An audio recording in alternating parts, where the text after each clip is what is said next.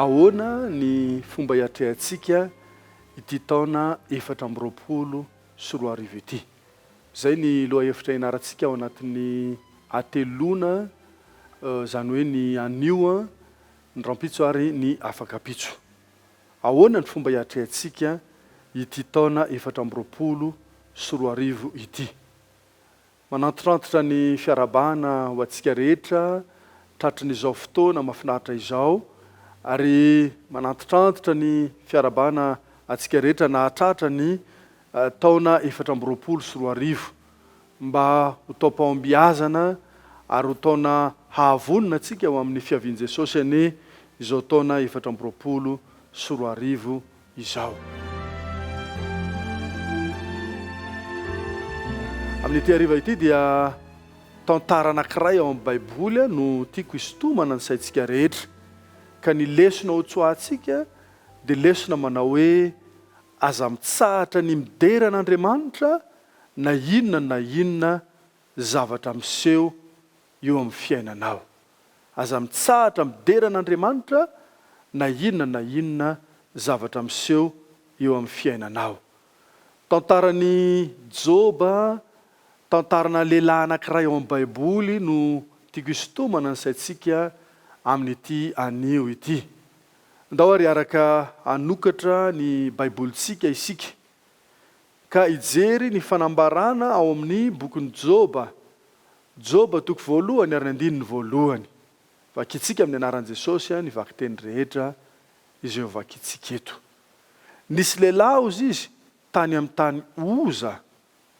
Joba no anarany, marina sy mahitsy izany lehilahy izany, sady matahotra an'Andriamanitra ka mifady ny ratsy.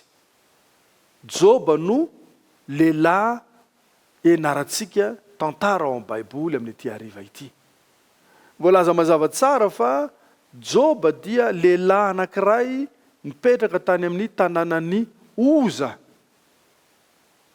Ary misy famaritana mahakasika ny toetran'i Joba izay lazain'ny Baiboly. Voalohany marina, mahitsy ny faharoa, ary matahotra an'Andriamanitra ka nifady ny ratsy. Lehilahy manokana teo amin'ny vanim-potoana nisy azy ity lehilahy atao hoe Joba ity. Satria tsy vitany hoe marina izy, fa mahitsy ary matahotra an'Andriamanitra. Ao amin'ny Joba toko voalohany ihany, ny 17 tapany faharoa dia miresaka ny Baiboly fa nanan-karena be ozy izy, mihoatra noho ny zanaky ny atsinanana rehetra izany lehilahy izany. Izany hoe ny Baiboly zany dia manamafy fa anisany manan-karena indrindra tany amin'iny faritra atsinanana iny i Joba. Raha amin'izao vanim-potoana misy antsika izao dia ohatrany hoe ray amin'ireo 10 manan-karena indrindra maneran-tany zany i Joba tamin'ny vanim-potoana izay niainany. Dia faritany Joba toko voalohany 17 sy ny 4 ny arenan'i Joba. Reto avy ny filazany azy. Ondry amanoso izy 7,000, rameva 3,000, omby 100, briky vavy 500 ary mpanompo marobe. Raha ohatra ka mba manana fotoana kely ianao ka hikajianao ny arenan'i Joba dia ho hitanao fa anoany amin'ny 3 miliara ariary anoany ny arenan'i Joba. Raha ohatra ka kajianao zany le hoe rameva 3,000, otrina ny rameva anankiray, omby 1,000, otrina ny omby anankiray, briky vavy 2,000, otrina ny briky vavy anankiray, dia mahita ianao fa anoany amin'ny 3 miliara ariary anoany ny arenan'i Joba. Akoatran'izay arena be izay, dia voalaza amin'ny Baiboly fa nanana mpanompo be dehibe ihany koa izy. Nanana zanaka 10 ihany koa izy. Ary niteraka 7 lahy sy 3 vavy. Zao anefa ny zavatra nisy tamin'ny fiainan'i Joba. Voalaza ao amin'ny Joba toko voalohany 5:12, 4:12, 7:12, 8:12 fa tao anatiny adiny 7 monja dia fongana avokoa reo arembena nanany Joba ireo. Ohatra amin'ny Joba 1:1-10 dia lazainy hoe tonga ozy izy ny mpanompo voalohany ka nanambara tamin'ny Joba fa tonga ny foko sabena izay nambabo ny arena ny tany an-tsaha. Eo amin'ny 9:1 dia ozy izy raha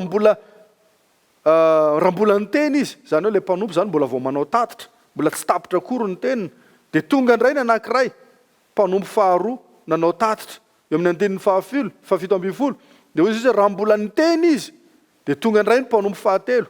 Eo amin'ny 9:9 raha mbola niteny izy dia tonga indray ny mpanompo fahefatra. Dia nambaran'ireo mpanompo mifanesy efatra reo fa fongana ny fananany Joba ray manontolo.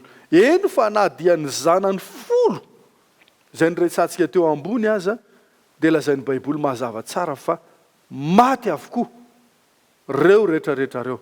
Tao anatin'ny adiny 7 monja dia ritra ny fananany Joba izay voalaza antsika tery ambony tery. Inona ny fanambarana no tenen'i Joba taorianan'izay? Inona ny réactionny?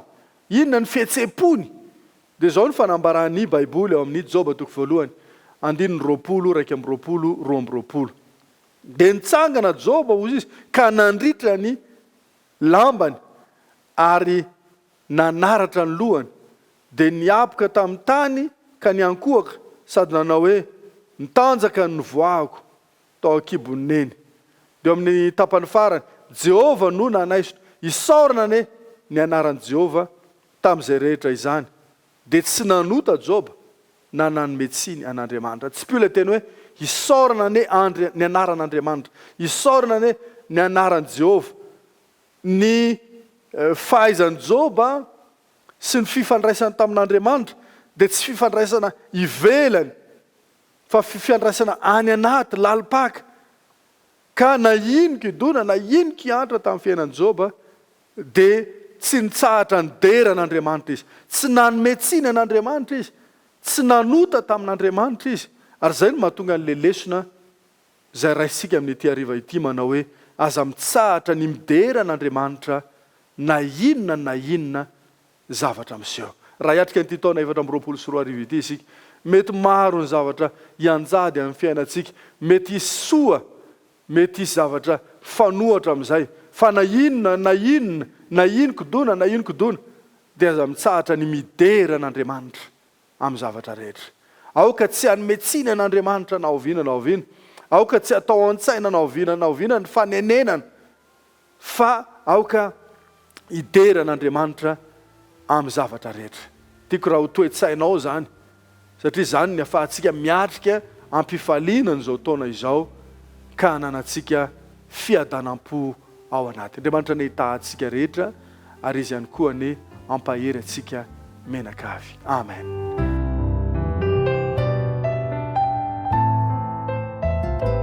Rainay masina tsara indrindra ny an-danitro, misotranao zay no ny lesona sarobidy izay nomenao anay tamin'ity androany ity. Androany dia nianatra mahakasika ny tantaran'i Joba izahay.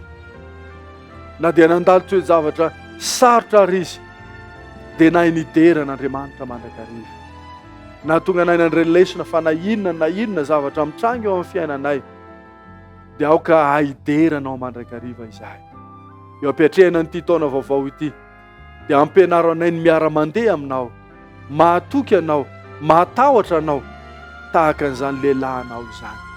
Misaotra Tompo, fa tonononay angatanay noho ny amin'ny anaran'i Kristy izany vavaka rehetra izany. Amen.